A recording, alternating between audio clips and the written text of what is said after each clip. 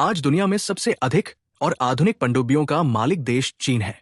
चीन के पास कुल 79 पनडुब्बियां हैं, जो समुद्री युद्ध के क्षेत्र में सबसे ताकतवर मानी जाती है। दूसरे स्थान पर आता है संयुक्त राज्य अमेरिका, जिसके पास 68 पनडुब्बियां हैं। इसके बाद रूस है, जिसके पास 64 पनडुब्बियां मौजूद है। फिर आता है उत्तर कोरिया, जिसके पास 36 पनडुब्बियां हैं। इसके बाद नाटो सहयोगी देशों का नंबर आता है, जिनके पास मिलाकर बड़ी संख्या में पनडुब्बियां मौजूद है।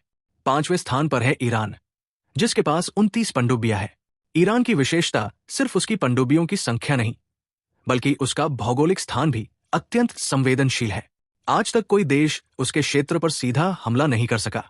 इसके बाद है दक्षिण कोरिया, जिसके पास 22 पनडुब्बियां हैं। फिर जापान है, जिसके पास 20 पनडुब्बियां हैं। भारत के पास 17 पनडुब्बियां हैं और तुर्की के पास 12 पनडुब्बियां हैं। यूनाइटेड किंगडम के पास 11 पनडुब्बियां हैं और कोलंबिया तथा ग्रीस के पास भी 11 से 11 पनडुब्बियां हैं। फ्रांस के पास भी एक मजबूत संख्या में पनडुब्बियां मौजूद है। पाकिस्तान के पास 9 पनडुब्बियां हैं और ब्राजील के पास 5 पनडुब्बियां हैं। ये वे मुख्य देश हैं जिनके पास पनडुब्बियों की पूरी जानकारी उपलब्ध है, जबकि दुनिया में कई ऐसे देश भी हैं जिनके पास पनडुब्बियां हैं, लेकिन उनकी सही संख्या सार्वजनिक नहीं की जाती। पनडुब्बी, जिसे हिंदी में जलपोत या अबदुस कहा जाता है, एक विशेष प्रकार का जलयान है जिसे पानी के अंदर यात्रा करने के लिए डिजाइन किया गया है। ये समुद्र और अन्य जल स्रोतों की गहराई में रहकर कार्य कर सकती है और अत्यधिक जल दबाव को सहन करने के लिए इसे विशेष रूप से मजबूत और वाटरप्रूफ बनाया जाता है।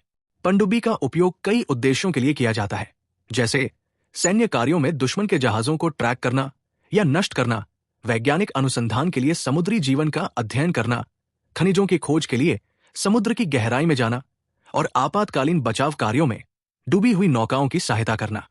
पनडुब्बियों में प्रोपेलर या जेट सिस्टम, बैलास्ट टैंक और सोनार नेविगेशन तथा संचार प्रणालियां होती हैं, जो इन्हें ऊपरी सतह और गहराई के बीच आसानी से संचालित करने की क्षमता देती है।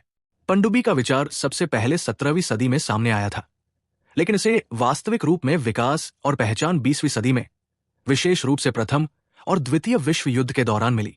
इन्हें युद्ध के दौरान अत्यंत महत्वपूर्ण रणनीतिक हथियार के रूप में इस्तेमाल किया गया और वहीं से इनका आधुनिक रूप विकसित हुआ।